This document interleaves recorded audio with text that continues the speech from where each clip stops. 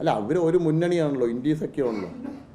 ഞങ്ങളല്ല ആരോപിച്ച് ഷാഫി പറമ്പിൽ പാലക്കാട് വിജയിച്ചു കഴിഞ്ഞ സമയത്ത് CPM കേന്ദ്ര കമ്മിറ്റി അംഗം AK ബാലന അടക്കമുള്ളവർ പ്രസ്താവന, ഞങ്ങളാണ് ഷാഫി പറമ്പിലിൻ്റെ വിജയത്തിന് ഉത്തരവാദി എന്നുള്ള രീതിയിലുള്ള പ്രസ്താവനയായിട്ട് വരുന്നത്. ഇവിടുത്തെ സഖാക്കന്മാർ DYFIക്കാരുടെ മുഴുവൻ FB പേജിൽ ഷാഫി പറമ്പിലിൻ്റെ വിജയം ആഘോഷിക്കുകയായിരുന്നു. കോൺഗ്രസ്സുകാർക്ക് ഇത്ര സന്തോഷം ഉണ്ടായിരുന്നില്ല. അന്ന് ഏറ്റവും അധികം സന്തോഷിച്ചത് DYFIയുടെയും CPMൻ്റെയും പ്രവർത്തകരാണ്.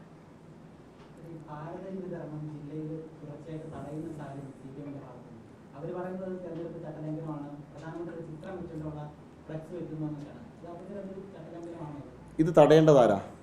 ഇലക്ഷൻ കമ്മീഷനല്ലേ. ഇന്ന് എന്തൊക്കെ സംവിധാനങ്ങളുണ്ട്. ഇലക്ഷൻ കമ്മീഷൻ്റെ വിജിൽ എന്നുള്ള ആപ്പ് ഉണ്ട്. ഒരു വീഡിയോ അല്ലെങ്കിൽ ഒരു ഫോട്ടോ അപ്ലോഡ് ചെയ്താൽ 15-20 മിനിറ്റിൽ നടപടിയാണ്. അപ്പോൾ നിങ്ങളൊന്ന് പരീക്ഷിച്ച് നോക്ക്. ഒരു പോസ്റ്റർ എവിടെയെങ്കിലും പൊതുനിരത്തിലുണ്ടെങ്കിൽ ആ ആപ്പിൽ ഒന്ന് റിപ്പോർട്ട് ചെയ്താൽ 15-20 മിനിറ്റുള്ള റിമൂവ് ചെയ്തിട്ടുണ്ടാവും. സ്റ്റാറ്റസ് നിങ്ങൾക്ക് കാണാൻ പറ്റും. ഇത്തരത്തിലുള്ള സംവിധാനം ഇരിക്കുന്ന സമയത്ത് ഇവിടെ നിയമം കയ്യിലെടുക്കേണ്ട ആളുകളാണോ ഇവരാണോ ഇവിടെ നിയമം നടപ്പാക്കേണ്ടത്? ഞങ്ങൾ തടയാൻ നിന്നാലും സപ്ലൈകോയിൽ പല റേഷൻ കടകളിൽ മുഖ്യമന്ത്രിയുടെ ഫോട്ടോ പല ഭാഗത്തും വെച്ചിട്ടില്ലേ? മുഖ്യമന്ത്രിയുടെ ഫോട്ടോ ഉള്ള എത്ര റേഷൻ ഷോപ്പുകളുണ്ട്? റേഷൻ ഷോപ്പുകൾ എങ്ങനെയാണെങ്കിൽ വെക്കാൻ പാടും. പ്രധാനമന്ത്രിയുടെ ഫോട്ടോ ഈ അരി വിതരണത്തിൻ്റെ അവിടെ എവിടെയും വെച്ചിട്ടില്ല. അവിടെ ലോഗോ ആണ് പ്രദർശിപ്പിക്കുക. NCCFൻ്റെ ലോഗോ ആണ്. ലോഗോവും ഫോട്ടോയും തമ്മിൽ തിരിച്ചറിയാൻ പറ്റാത്ത ആളുകളായിട്ട് CPMൻ്റെ പ്രവർത്തകർ മാറിയത് വളരെ സങ്കടകരമായിട്ടുള്ള കാര്യമാണ്. പിന്നെ ഭാരത് അരി സൗജന്യമായിട്ടല്ല കൊടുക്കുന്നത്. സപ്ലൈകോയിൽ സബ്സിഡി നിരക്കിൽ പലവ്യഞ്ജനങ്ങൾ കൊടുക്കുന്നു. അതുപോലെ സബ്സിഡി നിരക്കിൽ അരി വിതരണം ചെയ്യുന്നു. അപ്പോൾ റൈസ് എവിടെ പോയി?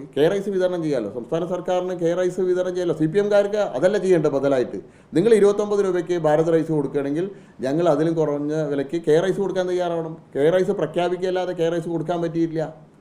അപ്പോൾ പ്രഖ്യാപനം മാത്രം നടത്തുക, വിതരണം ചെയ്യാതിരിക്കുക. മോദി അങ്ങനെയല്ല. ഇത് പ്രഖ്യാപിച്ചാൽ അത് ജനങ്ങളുടെ കയ്യിലെത്തിക്കും. ഭാരത് റൈസിൻ്റെ വിതരണം അവർ ഇലക്ഷൻ സമയത്ത് തടഞ്ഞു. പക്ഷേ ഇലക്ഷൻ കമ്മീഷൻ ഭാരത് റൈസിൻ്റെ വിതരണം ഈ രാജ്യത്ത് എവിടെയും തടഞ്ഞിട്ടില്ല. റിലയൻസിൻ്റെ ഷോപ്പുകളിൽ കൊടുക്കുന്നുണ്ട്, റെയിൽവേ സ്റ്റേഷനുകളിൽ വിതരണം ചെയ്യുന്നുണ്ട്, എല്ലാവിടെയും ഭാരത് റൈസ് വിതരണം ചെയ്യുന്നുണ്ട്.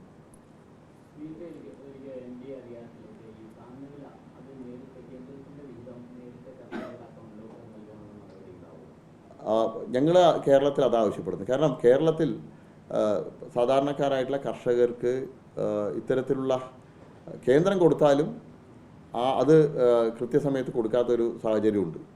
ഇപ്പോൾ പല കേന്ദ്ര പദ്ധതികളുടെയും ആനുകൂല്യങ്ങൾ നേരിട്ട് ജനങ്ങൾക്ക് കൊടുക്കുന്ന രീതിയിലേക്ക് മാറിയിട്ടുണ്ട്. നെൽകർഷകരുടെ കാര്യത്തിലും നെല്ലിൻ്റെ സംഭരണ വില കർഷകർക്ക് നേരിട്ട് കർഷകരുടെ അക്കൗണ്ടിൽ കൊടുക്കണമെന്നാണ് ഞങ്ങൾ ആവശ്യപ്പെടുന്നത്. അത് എന്തായാലും പുതിയ സർക്കാർ വന്നു കഴിഞ്ഞാൽ അത് കേരളത്തിലെ നെൽകർഷകരുടെ ഒരു പ്രധാന ആവശ്യമായിട്ട് കേന്ദ്ര സർക്കാരിൻ്റെ മുന്നിൽ സമർപ്പിക്കും.